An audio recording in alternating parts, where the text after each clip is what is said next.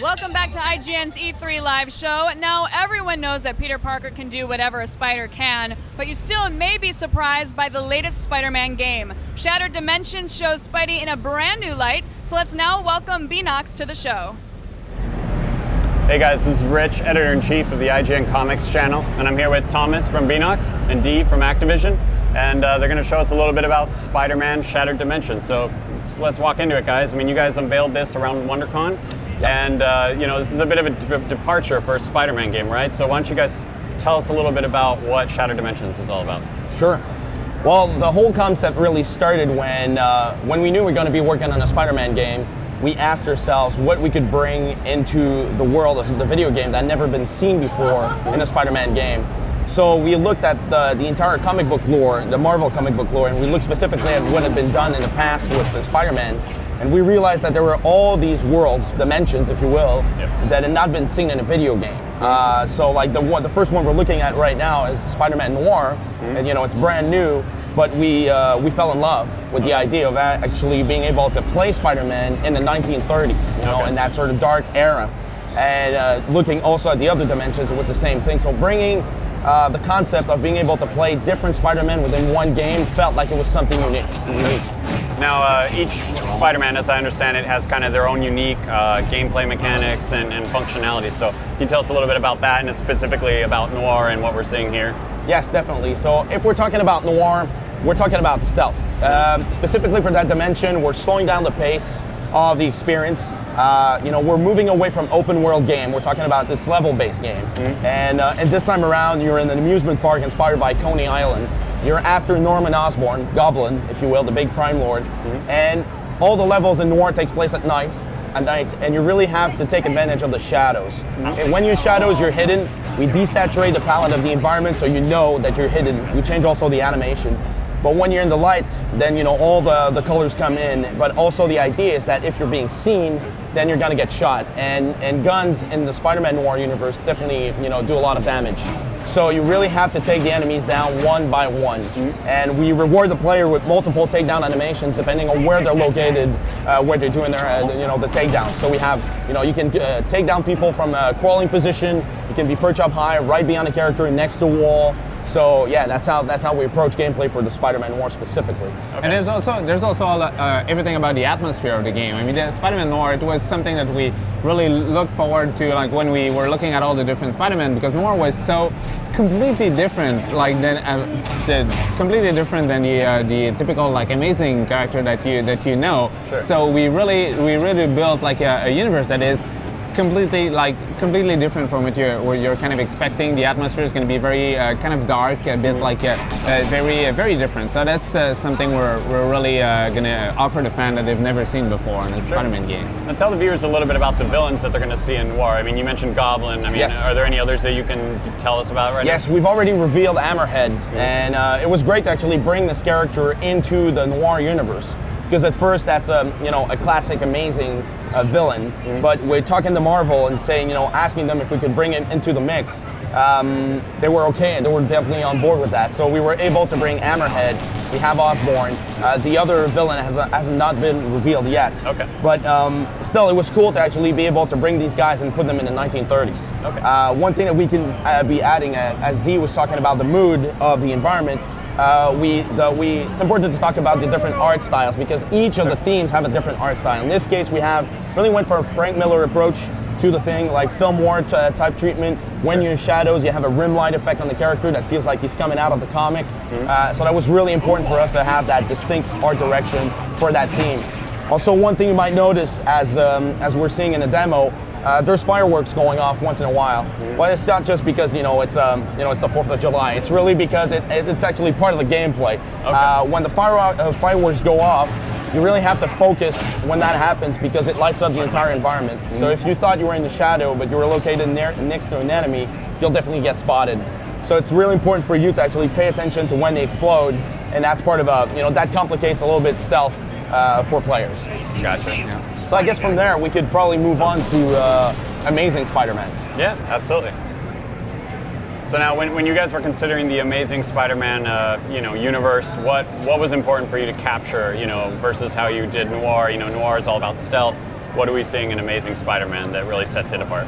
Well, in Amazing Spider-Man, that's a character that everybody's come to love. That's the one character that everybody's familiar with. We had to have him in the game, and what's important, talking about what we wanted to do for Amazing, it's important to talk about the art style itself. Yeah. We wanted to pay tribute to the old comic book genre. Sure. So what we really did was to really have a character, a treatment that was sort of a pen and ink treatment. Mm-hmm. So coming out of a comic book almost like if it was alive.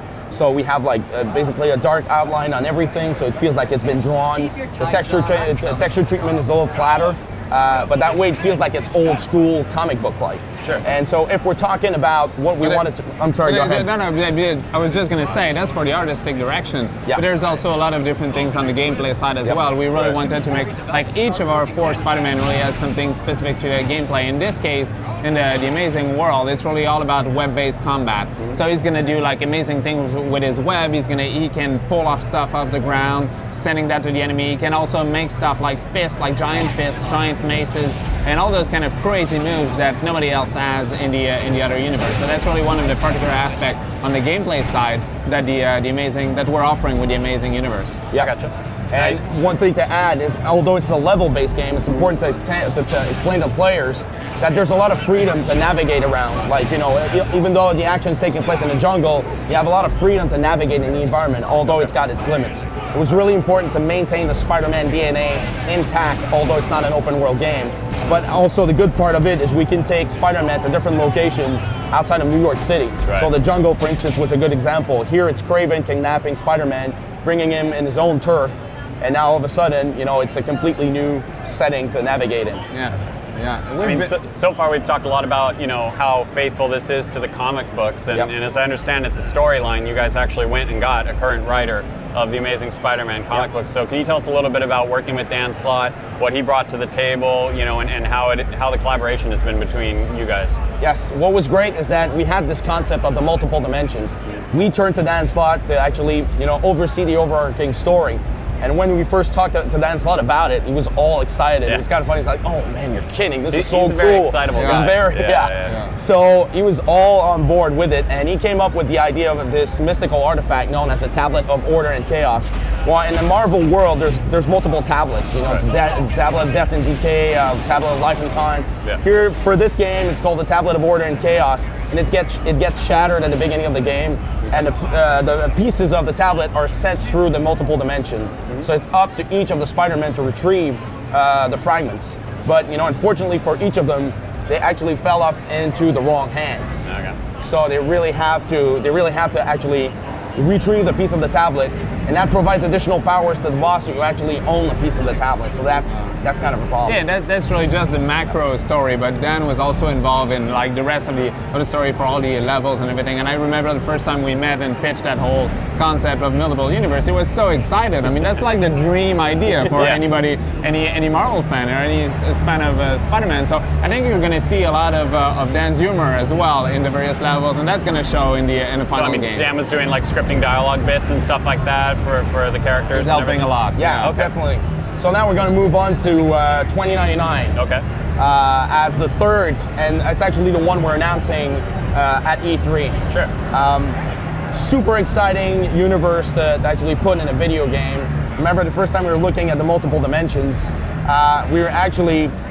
I got super excited about. That's the one everyone wants. Yeah, right? I was like, oh my god, we have that to happen. 2099. Yeah, exactly. So what we're looking at right now is free falling. So the design of the city is it's a futuristic version of New York City, bright and shiny in terms of art style, very next-gen looking.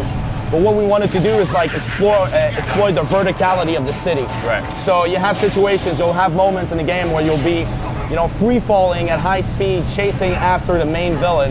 In this case, Hobgoblin, totally exclusive to this universe. Okay. And that was not part of the comic back in the days. But this time around, we have characters that you can chase after at full speed, and then eventually get into mid-air combat in the middle of the free fall sequence. So it's really intense because of the web falls he's carrying. So that's totally unique to 2099. The other dimensions don't have that. Other things we can mention is that in terms of the fighting style for this character, well, he's got talent. So we really wanted to push that. As much as we were talking about like the web-based combat for Amazing Spider-Man and Spider-Man Noir as something that's more gritty, more realistic, for Spider-Man 2099, we went with something that it was basically the idea of lunging at the enemy. You know, being able to fight them from up close. It's a faster paced combat, more aggressive, so that's kind of cool. Okay. The one thing I want to bring up before we take off is, you know, Spider-Man 2099 doesn't have a spider sense, and I know you guys have kind of adapted that into this universe. What's that about? Yes, although we cannot reveal too much about it, and story-wise, there's an explanation as to why we'll provide a spider sense in this character. Okay. And the other thing is what we're looking at right now on the screen is what we call accelerated vision, which is something that the character has in the comics. It basically allows him to see things in the environment that are moving at a high speed much better than anybody else. So we translate that into gameplay by slowing down everything around him except his own speed. So in terms of what's going on in the battle, you can take advantage of that by slowing down things around you as multiple guys are fighting from multiple directions. We brought up several villains so far, and I know you're not going to show it today, but you guys have kind of found a way to put players more directly in the fight with the villains. Can you tell us a little bit about the first-person fighting that goes on? Oh yes, there's a lot of, all the levels are tailored to the villains. The one thing we're bringing to the table is first-person combat.